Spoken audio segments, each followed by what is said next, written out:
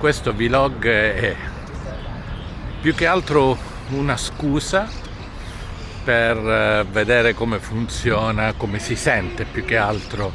la mia Insta360 Go 3S, a cui ho aggiunto una piccola spugna davanti per, diciamo, davanti al microfono. Ve la faccio vedere una di riserva, eccola qua, vedete questa cosa piccola non è altro che una spugnetta davanti al microfono per vedere se diciamo uscendo in una zona con un po' di vento, qua poi ci sono tantissimo rumore di uccelli perché è pieno, strapieno qua di pappagallini, vedere come si comporta, e ne approfitto per raccontarvi un po' come è iniziata la mia, diciamo, esperienza con la fotografia. Tutto è iniziato a Reggio Calabria quando ho conosciuto una ragazza canadese del Quebec che oltretutto ho scoperto ora è una, diciamo, illustratrice importante, eccetera, che faceva fotografia e che quando è tornata poi in Canada mi ha mandato molte sue fotografie. Una volta mi ha mandato un piccolo come dire, calendario con una sua fotografia per ogni mese, insomma molto interessante.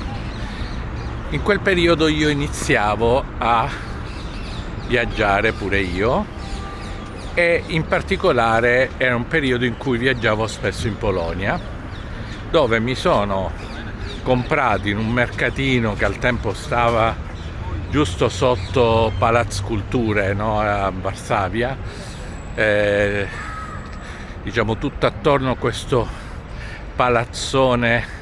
sovietico, di tipo sovietico, c'era questo mercato al tempo. Era da pochissimo caduto il muro di Berlino, o forse ancora addirittura no, non mi ricordo sinceramente. E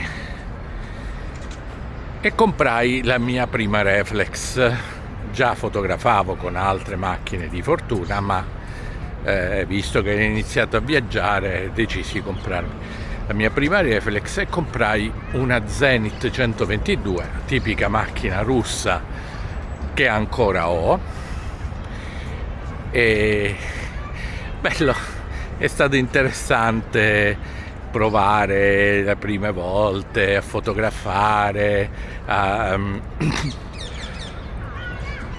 scusate, fino a che un giorno un amico mi disse: ah, ma sai, visto che fotografi, io ho un ingranditore che potrei venderti per diciamo stampare le foto. E mi vendette questo ingranditore con tutte le vaschette, chimici per fare poi anche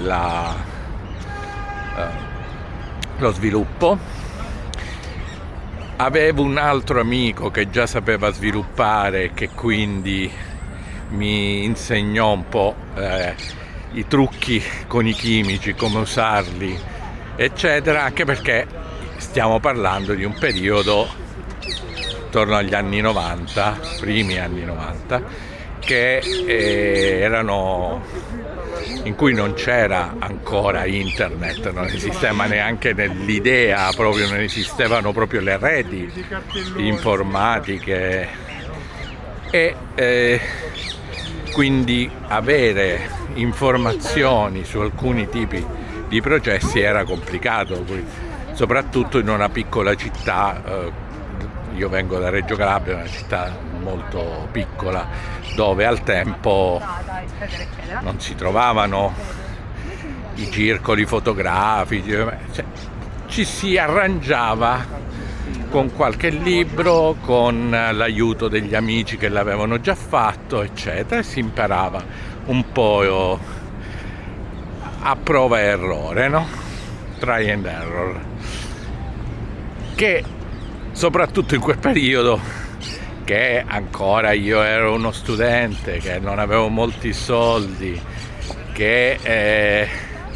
ora si dice, no, che la fotografia chimica,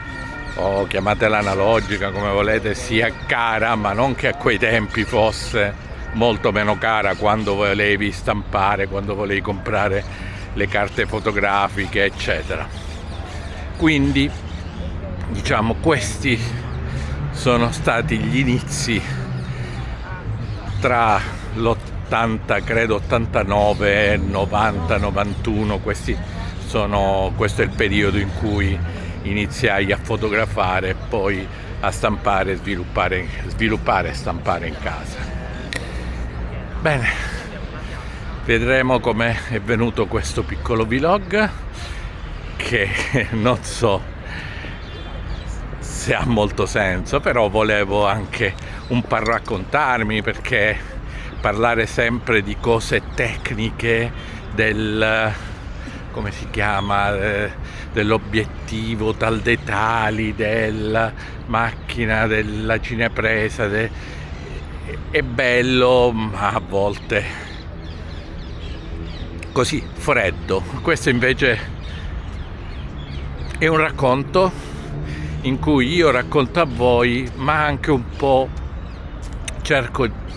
di raccontare a me stesso ciò che era, come è successo, come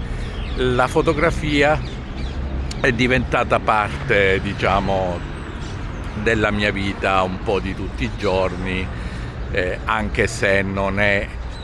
appunto il mio lavoro, ma sicuramente occupa una parte importante della mia vita, di quello che faccio, di cosa studio, di cosa dei miei interessi, diciamo, personali e non lavorativi.